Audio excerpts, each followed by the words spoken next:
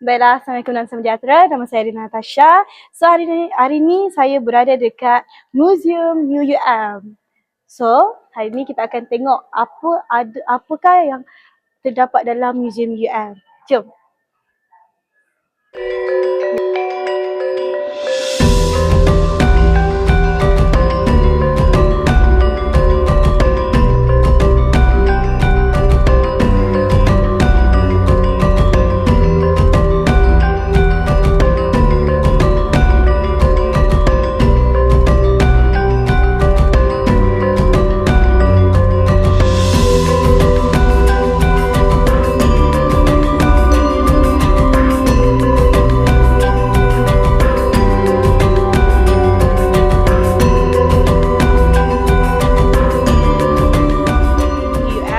Untuk kita tahu lebih lanjut berkaitan dengan Museum UM, kita ada seorang staff yang jaga dekat Museum UM lah. Dan saya hari ini nak bertanyalah berkaitan sedikit sebanyak tentang penubuhan Museum UM.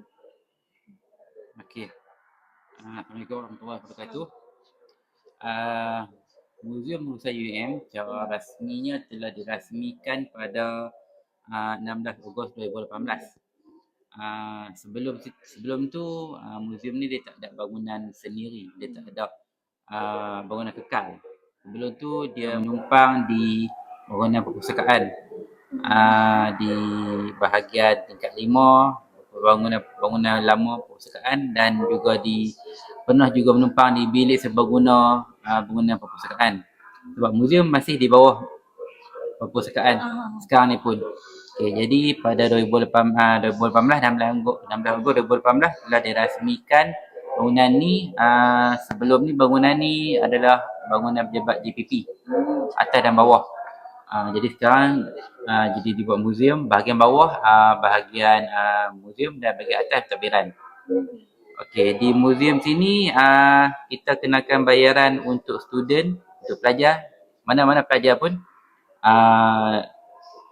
Satu orang RM1.50.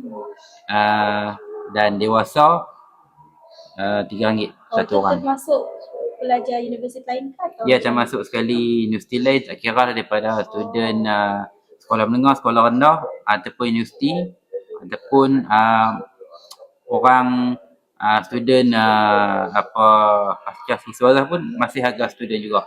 Kalau orang awam? Orang awam, kalau kata dia sebagai orang awam dan bukan student, RM3. Okey.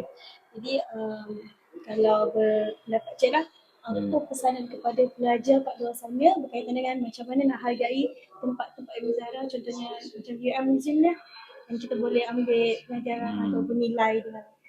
Bila sebut museum pengurusan ni, dalam ni bukannya ada berkenaan dengan pengurusan sahaja. Dia bermula dengan sejarah Sintok tu sendiri. Sejarah Sintok bawalah pada sejarah UM dan sejarah pengurusan. Dan konten utama bab pengurusan lah yang lebih banyak. Tapi dalam tu terselit juga berkenaan sejarah Sintok yang terlibat dengan kawasan hitam. Kawasan hitam masa zaman pemberontakan komunis. Sintok sendiri adalah kawasan hitam yang memang kita terletak sebelah dengan Thailand. Jadi pergerakan untuk daripada Malaysia dengan Thailand itu mudah, dan jadi Sintok adalah antara kawasan hitam yang memang ramai komunis. Dan di sini pun dalam tempoh tu pun ada pertempuran, ada polis Malaysia, tentera yang terbunuh.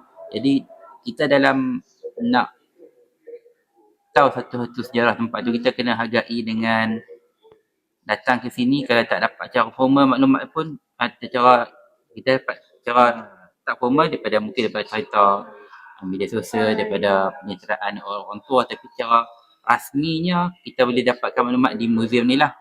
Kita boleh tengok betapa pengorbanan mereka, macam mana nak dapatkan benda yang aman sekarang masa ni bukan mudah. Dulu masuk dalam sini dengan keadaan hutan rimba, hutan yang tebal, bukan macam sekarang ni lah. Memang banyak beza. Jadi kalau kita nak tengok, nak jadi generasi yang menghargai keamanan, datanglah museum, kita tengok macam mana orang dulu berkorban untuk nak dapat keamanan. Baiklah, terima kasih kepada Encik Abdul Hadi kerana sudi untuk ditemu buat oleh saya pelajar daripada UM juga. Okay, terima kasih, itu saja daripada Baik, saya. sama.